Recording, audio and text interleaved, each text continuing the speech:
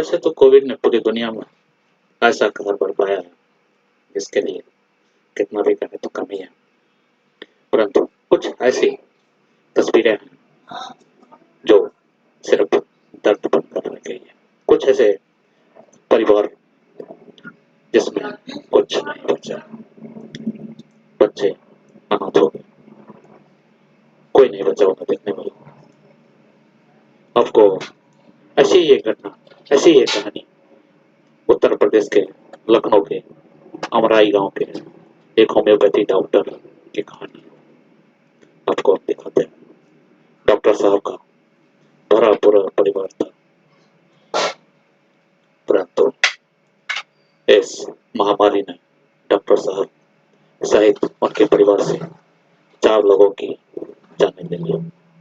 उस परिवार में आज एक 22 साल का बच्चा बचा हुआ है जो पढ़ाई कर रहा है।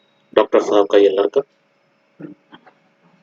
जो 22 साल का है वह भी डॉक्टर साहब की तरह डॉक्टर बनना चाहता है, परंतु आज कोरोना महामारी में उनके परिवार के सारे सदस्यों के चले जाने के बाद वो अकेले अब क्या कर पाता है या तो आने वाला समय ही बताएगा। अभी देखिए ये कहानी आपको दिखाते हैं।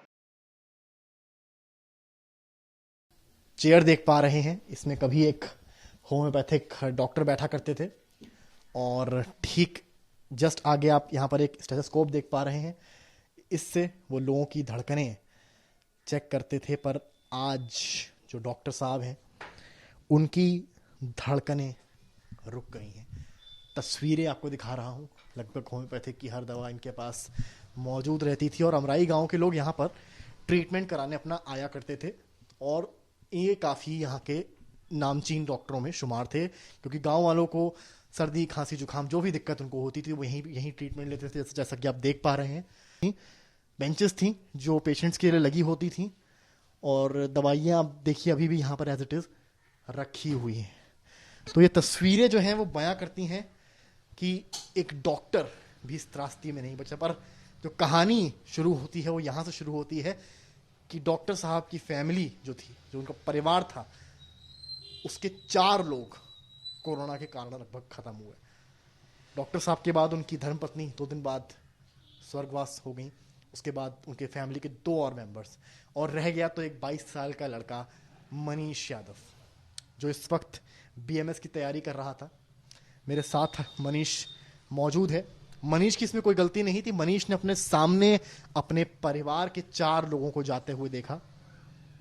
मनीष की उम्र अभी 22 साल है और मनीष का ध्यान पढ़ाई में है, पर इस त्रासदी के चलते शायद मनीष ने बहुत कुछ फेस किया। मनीष, मैं आपसे बात करने की कोशिश करता हूँ। मनीष, आपने बहुत कुछ खोया है पिछले 10 दिनों में, अगर मैं बात करूँ तो।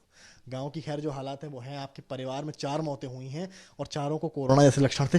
क्या क्या हुआ, कब कब हुआ? सर, जो सबसे पहले डेथ हुई है वो मेरी भाभी की डेथ हुई है कोरोना की वजह से। उनको कोई प्रॉपर इलाज नहीं मिल पाया। फिर मेरे पिताजी की डेथ हुई। पिताजी की डेथ के बाद जैसे ही पिताजी का सारा क्रियाक्रम समाप्त हुआ, मम्मी भी 3 दिन के अंदर जो है निधन हो गया उनका भी सर। उसके जैसे ही मम्मी का निधन हुआ उस दिन हमारी बड़ी अम्मा जो है वो भी ख़त्म हो गई सर। तो अब सर परिवार में हम ही अकेले बचे हैं सर। अब सर पढ़ाई लिखाई का अब कैसे क्या करना है कुछ समझ नहीं पा रहे हैं। नहीं, तो ये आपके फादर तो एक अच्छे डॉक्टर थे यहाँ के, तो उनका को तो भाई कनेक्ट भी डॉक्टरों में होगा, तो क्या उनको इलाज वगैरह नहीं मिल पाया? सर इलाज के लिए सर हम लोग इधर उधर बहुत दौड़े। लोहिया अस्पताल गए, KGMC गए, बलरामपुर गए, सिविल हॉस्पिटल गए, तो कोई सर मतलब एडमिशन लेने को ही नहीं तैयार है। वहाँ तो खूब सारे सुना था बेड्स लगवा रही है सरकार। अब सर जो रियलिटी है हमने देखा सर कि बेड्स ही नहीं वहाँ पे। जो एक इमरजेंसी केयर में मेरे ख्याल से लोहिया में गया, उसमें बेड्स मेरे ख्याल से पड़े होंगे 50-50 के आसपास बेड। मतलब नहीं मिल पाया, फिर आपने क्या किया? हमको कुछ नहीं मिला सर। हमको फिर क्या सर मजबूरी में सर वापस ही घर लाए। क्या करते सर? ऑक्सीजन सिलेंडर वगैरह कुछ किया? ऑक्सीजन सिलेंडर कहाँ से, कुछ नहीं मिल पाया सर। कोई सुविधा नहीं हो पाई। सांसें टूटते हुए तो हम ही देखे सर। ऑक्सीजन लेवल डॉक्टर साहब का कितना हो गया सर? उनका ऑक्सीजन लेवल पहुंच गया था 50 के आसपास पहुंच गया था सर। मतलब फिर बाहर आपको ट्रीटमेंट, डॉक्टर्स आपको नहीं मिल पाया ट्रीटमेंट बाहर? कहीं नहीं मिल पाया सर, कोई ट्रीटमेंट कहीं किसी तरीके से नहीं मिल पाया सर। हम खुद लेके दौड़े हैं सर। सरकार ने तो कुछ नंबर जारी किए हैं ना कि तुरंत भर्ती होगी। सरकार ने जो नंबर जारी किए हैं, जिस दिन उनकी रिपोर्ट पॉजिटिव के लिए मैंने करवाया था टेस्ट, रिपोर्ट जिस दिन पॉजिटिव आई, सीएम के कार्यालय से फोन आया, उस दिन से उन्होंने सिर्फ ढाढ़स बांधा कि आपको जो है मिलेगा मिलेगा मिलेगा। आपकी मदर के साथ क्या हुआ? मदर के साथ भी सर यही उनको भी मतलब एसिम्टोमेटिक लक्षण रहे उनके अंदर ज़्यादा, लेकिन वो उनके भी अंदर सब कोरोना वाले ही सिम्टम रहे। और आप जो है खुद भी डॉक्टर बनना चाहते हैं? आप शायद बीएमएस वगैरह की पढ़ाई भी कर रहे हैं? बिल्कुल बिल्कुल सर हम बीएमएस थर्ड ईयर में हैं सर।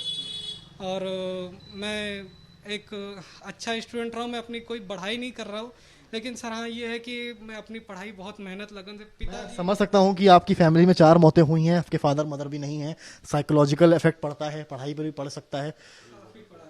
कहाँ पे, कौन से स्कूल कॉलेज में पढ़ते हैं? सर हम ये institute of Ayush medical sciences Mohanlalganj Lucknow से बीएमएस कर रहे हैं सर। फीस वगैरह सब सबमिट है और क्या मतलब रह गया अभी? सर फीस तो सर पिताजी कहीं ना कहीं किसी तरह से मैनेज कर रहे थे, उधार लेके या जैसे भी अपना मैनेज कर रहे थे। हमें इस चीज़ की जानकारी नहीं कैसे वो मैनेज कर रहे थे, बट सेकेंड ईयर तक तो जमा थी। थर्ड ईयर में सर एंटर ही। पहले मुझे आप ये बताइए, अच्छा कि आपने कुछ शायद ट्वीट वगैरह भी किया था अपनी मदद के लिए सीएम साहब को? सर अब मदद के लिए हमने ट्वीट किया कि सर फीस कहाँ से हम सबमिट करें, तो मदद सर हमने सर ये लेटर ऑनलाइन ट्विटर पे ट्वीट किया था इनको, सीएमओ और ये देखिए ये मुख्यमंत्री उत्तर प्रदेश को ट्वीट किया था मैंने, ठीक है। और ये सब मेरी डिटेल है, सब मैंने उनको आप बीती अपनी बताई, सीएमओ पीएमओ ऑफिस। नहीं तो आपने इसमें मांग क्या करी लेटर में? मांग सर मैंने ये की है कि सर मैं पढ़ाई का और मैं सर कैसे कमाऊं, मतलब पढ़ाई का मतलब सरकार खर्चे में मदद कर दे आपकी? मैं कैसे कर तो पाऊं इसमें सर क्या अकेले? ट्वीट कहाँ है? ट्वीट कहाँ किया? सर ट्वीट तो किया, लेकिन सर ट्वीट करने के बाद मेरा अकाउंट ब्लॉक हो गया सर। दिखाइए जरा। ये देखिए सर मेरा अकाउंट ब्लॉक हो गया ट्वीट कर। लॉक्ड हो गया है? ये सर ये अकाउंट लॉक्ड दिखा रहा है, योर अकाउंट इज लॉक्ड। अच्छा। ये देखिए सर मेरा your account is locked show कर रहा है। अब बताइए सर ट्वीट करने के बाद, अब ये सर अकाउंट पे जैसे ही मैंने ट्वीट किया अपने ट्विटर अकाउंट से, मेरा अकाउंट तुरंत ही लॉक कर दिया गया। बताया गया कि मेरी एज 13 ईयर से कम पे बताया गया ऐसा। तो ये आपने देख रहे हैं। और आप फीस के लिए क्या, कॉलेज कब तक आपको देनी है? फीस सर कॉलेज ने एक बता दिया कि जून तक आपको सबमिट करनी ही करनी है। और लास्ट कितनी है लगभग? सर फीस जो है 2,51,600 फीस लास्ट ईयर की है ये इस बार थर्ड ईयर? हाँ थर्ड ईयर की सबमिट करनी है हमें सर।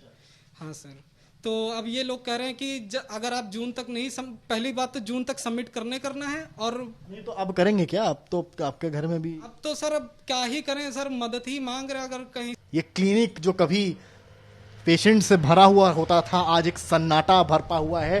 सिर्फ और सिर्फ धूल है यहाँ पर, क्योंकि यहाँ पर अब कोई नहीं है, ना डॉक्टर है ना पेशेंट है, स्टेथोस्कोप है, खाली मेडिसिन रखी हैं और अब वो शायद किसी काम की नहीं है। गांव ने लगभग 40 लोगों की जान जाते देखा है, इनके परिवार ने 4 लोगों की जान जाते देखा है। अभी जो कहानी हमने देखा है, यह कहानी सिर्फ उत्तर प्रदेश की या सिर्फ लखनऊ की या सिर्फ हंगाई गांव की नहीं है। ऐसी कहानी पूरे हिंदुस्तान में कई जगह है। पूरे हिंदुस्तान में कई ऐसे बच्चे हैं जो अनाथ हो चुके हैं, कई ऐसे परिवार उजड़ चुके हैं। कुछ तो ऐसे ही परिवार हैं जहाँ कुछ बचा ही नहीं, कुछ भी नहीं बचा। आज उन्हें मदद की जरूरत है, वास्तविक मदद की जरूरत है। हम उत्तर प्रदेश के मुख्यमंत्री योगी आदित्यनाथ जी से उनसे निवेदन करना चाहेंगे कि ऐसे परिवारों, ऐसे लोगों, ऐसे जरूरतमंदों को चिन्हित करें। ऐसे ही ये आपने जो देखा है, ये अकेला कोई कहानी नहीं है, ऐसी बहुत सारी कहानी है। मैं देश के प्रधानमंत्री से भी अनुरोध करना चाहूंगा कि इस महामारी के दौरान इस तरह की हुई घटना को चिन्हित करें और उन्हें जहां तक हो सके उन्हें मदद पहुंचाने की कोशिश करें। खासकर उन अनाथों को जो इस कोविड के दौरान अनाथ हो चुके हैं, उन्हें सहारा देने की कोशिश करें, उन्हें चिन्हित करें, उन्हें ढूंढें, उन्हें सर्वे करवाएं और उन्हें निकालें, उन्हें वास्तविक मदद पहुंचाने की कोशिश करें। यही सबसे बड़ी सेवा है, यही सबसे बड़ा राष्ट्र धर्म है।